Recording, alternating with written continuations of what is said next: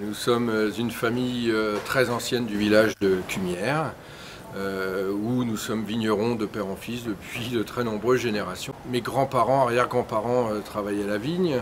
Ils faisaient un peu de vin, mais la majorité de leurs raisins étaient vendus aux négociants.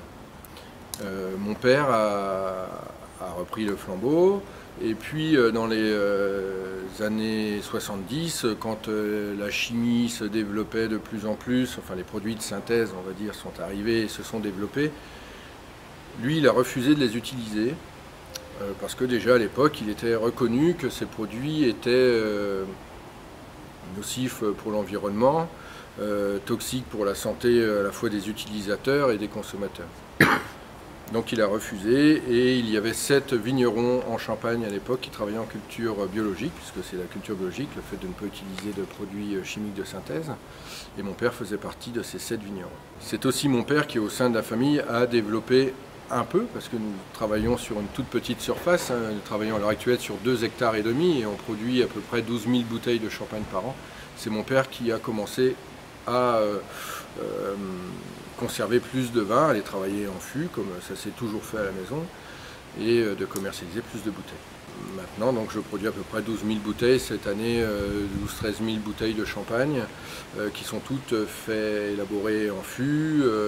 La vinification est faite dans le plus grand respect, c'est-à-dire avec les levures naturelles indigènes du raisin pour la fermentation, pas de filtration, on laisse le vin se faire naturellement en fût.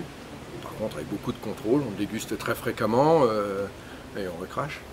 Et on met le vin en bouteille au moment où on juge qu'il est bon à être mis en bouteille, c'est-à-dire que c'est le vin qui décide lui-même quand il sera bon à franchir les différentes étapes. Généralement, c'est environ 10 mois.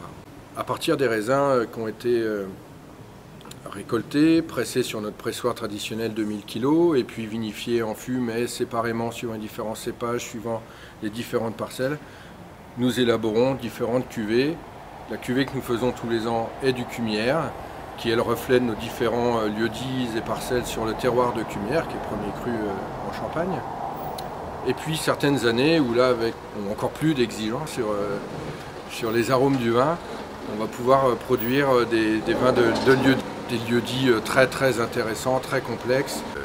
Cuvée les chênes en chardonnay, cuvée des Hauts-de-Chèvre du pinot noir, mais des très très vieux pinot noirs. Et puis des cuvées de pinot noir cette année d'une parcelle historique de la maison, les Longues Violes. Du rosé de macération, fait avec des très vieilles vignes, des rendements très faibles pour avoir beaucoup de fruits, beaucoup de longueur, beaucoup de complexité, beaucoup de concentration. Et en même temps beaucoup de pureté dans les vins. C'est un peu ce qu'on essaye de faire.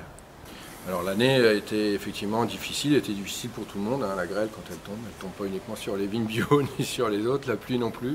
En lutte conventionnelle, il y a des produits qui sont appelés systémiques, c'est-à-dire qui sont véhiculés par la sève et qui vont défendre plus longtemps. Nous n'utilisons pas ces produits parce qu'ils sont véhiculés par la sève, mais ce sont des produits de synthèse qui sont reconnus ou fort potentiellement cancérogènes et nous refusons de les utiliser. Nous n'utilisons donc que des produits de contact qui vont rester à la surface du végétal et qui vont donc être lessivés beaucoup plus facilement, en tout cas plus facilement quand il pleut. Mais juin, juillet, nous avons eu beaucoup de pluie en Champagne, dans les autres régions viticoles aussi, mais en Champagne particulièrement. Donc c'était effectivement compliqué pour les vignerons qui travaillent en bio. Mais il a été tout à fait possible de lutter contre les maladies, en sachant que les vignes travaillées en bio sont aussi des vignes qui ont un enracinement plus profond, qui sont souvent moins forcées par les engrais ou les amendements, sachant qu'en bio on n'utilise pas d'engrais chimiques, mais uniquement des composts organiques. Et c'est des vignes qui vont pouvoir se défendre un peu plus facilement contre les maladies. Cela dit, les conditions étaient vraiment terribles, mais on a pu défendre nos raisins et nos vignes en étant très présents sur le terrain et en passant un peu plus fréquemment pour pulvériser soit des algues, soit des produits à base de cuivre, soit des produits qui vont aider la vigne à développer ses défenses, notamment les produits à base d'argile aussi. Donc c'était forcément plus compliqué, mais c'est rester dans le possible. Tous les vignerons bio de Champagne sont allés faire des vendanges. On peut parler des vendanges, il a beaucoup plu jusqu'au mois de juillet. Par contre, le mois d'août, la première quinzaine de septembre ont été très ensoleillés. Et les raisins que nous avons vendangés étaient des raisins très concentrés, très bons aromatiquement, et avec des longueurs en bouche hors normes, quoi. C'est la première année où on déguste des jus au pressoir qui sont aussi longs en bouche. C'est beaucoup de longueur, beaucoup de minéralité, beaucoup de complexité sur les jus. On avait déjà pu, parce qu'avant de vendanger, on va goûter un peu les raisins quand même pour avoir une idée de ce que l'année va nous donner, pour avoir une idée du circuit de cueillette. Alors c'est pas uniquement les goûtants, il faut aussi des analyses, et on pouvait déjà s'attendre à une très bonne année.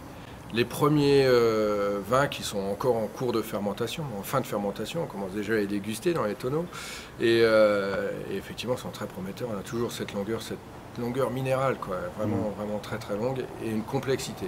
Alors, il va falloir attendre plusieurs mois que les vins ça s'agisse, s'ouvrent pour découvrir vraiment le potentiel. On a vraiment un très bon potentiel du millésime en 2012.